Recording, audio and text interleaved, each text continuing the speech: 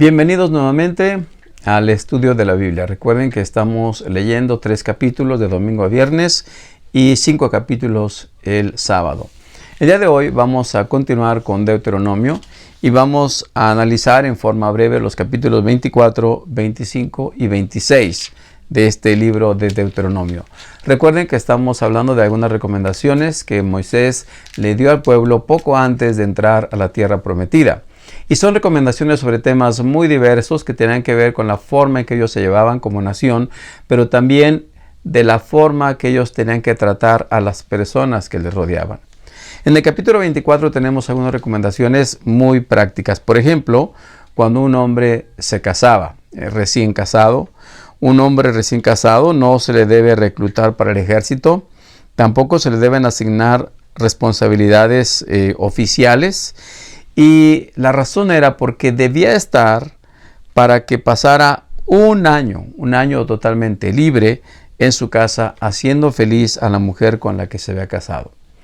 Es curioso que el texto menciona que el hombre tenía que estar un año en su casa para hacer feliz a la mujer con la que se casó. No era al revés, no era que tenía que estar en su casa para que la mujer lo hiciera feliz a él, sino más bien era que el hombre hiciera feliz a la mujer con la que se casó. Otro principio era en relación con cuando uno prestaba algún objeto o bien algo de valor a una persona. Si le prestas algo y vas a su casa para devolvértelo, dice, no tienes que entrar tú hasta la casa a buscarlo por ti mismo. Tienes que esperar afuera a que la persona vaya, encuentre el objeto que le prestaste y te lo devuelva. Pues como un principio de no ser, digamos, precipitados o aborazados cuando hubiese algún tipo de préstamo. También el versículo 14 dice, jamás te aproveches de los obreros pobres y desamparados, ya sean hermanos israelitas o extranjeros.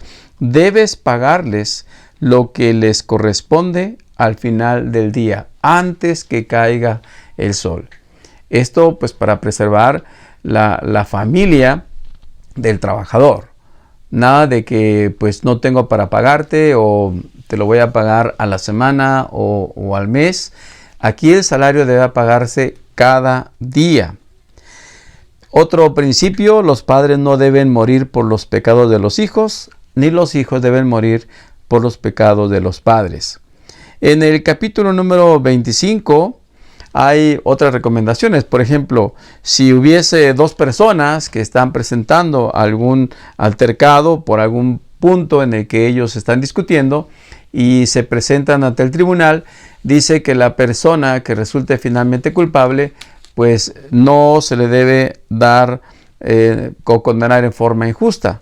Se le podían dar hasta 40 azotes. Más de 40 azotes ya se consideraba una humillación. Es decir, había un castigo, pero ese castigo no debía ser injusto o no debía sobrepasarse en el castigo. Otro principio lo encontramos en el versículo 4.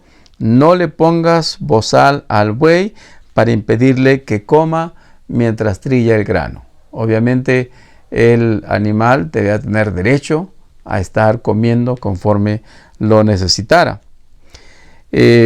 Otro principio que viene de este capítulo 25 tiene que ver con lo que se conocía como la ley del levirato.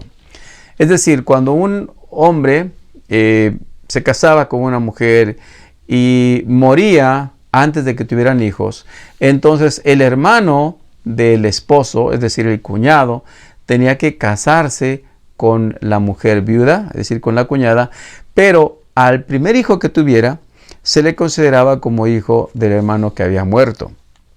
Este principio tenía el propósito de cuidar especialmente a las viudas, especialmente cuando no hubiese ningún hijo. Pero ¿qué ocurría si el hermano decía, no, yo no quiero casarme con mi cuñada porque yo tengo mi familia? Entonces la mujer llevaba al hombre, lo llevaba ante las personas, ante los ancianos, y simplemente decía, el hermano de mi esposo se niega a casarse conmigo, a preservar el nombre de su hermano israelita. Y entonces venía un hecho, diríamos, considerado un tanto vergonzoso. Entonces los ancianos lo llamarían al hombre, hablarían con él, y si aún se niega a casarse con su cuñada viuda, entonces dice que se le quitaría la sandalia del pie y le escupirá la cara. Eso lo haría la mujer. Y entonces, a partir de este momento, a ese hombre se le llamaría como el hombre descalzo o el hombre sin sandalia, porque se había negado a casarse con la viuda. En el capítulo continúa, el capítulo 25, el versículo 13, usa balanzas exactas cuando tengas que pesar mercadería. Es decir, como diríamos ahora, kilos de a 1000 gramos, no kilos de menos. Dice que tus medidas sean completas y legítimas. Dice, usa siempre pesas y medidas legítimas para que disfrutes de una larga vida en la tierra que el Señor tu Dios te da. Y luego viene el capítulo 26, aquí habla acerca de los diezmos y ofrendas de las cosechas y la forma en que tenían que presentarse y lo que tenían que decir. Cuando lleves tu ofrenda y te vayas a presentar, a entregar tu ofrenda, tú tienes que decir lo siguiente: mi antepasado Jacob era un arameo errante que fue a vivir como extranjero a Egipto. Su familia era poco numerosa cuando llegó, pero en Egipto creció hasta volverse una nación grande y poderosa. Y continuaba toda la referencia, como una forma de no olvidar sus orígenes. Creo que esto es muy importante, especialmente en las familias, recordar de dónde hemos venido. A veces los hijos olvidan el origen humilde de los padres y de esa manera, pues a veces se vuelven orgullosos o a veces desdeñan inclusive el origen de sus padres.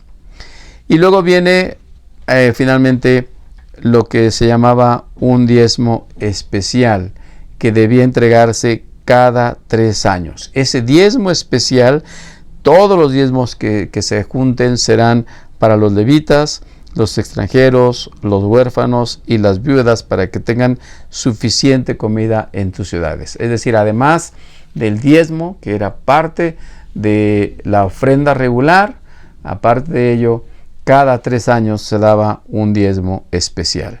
Finalmente voy a leer el versículo 18 del capítulo 26 y dice lo siguiente: el Señor ha declarado hoy que tú eres su pueblo, su tesoro especial, tal como lo prometió, y que debes obedecer todos sus mandatos. Si lo haces, Él te pondrá muy por encima de todas las otras naciones que creó.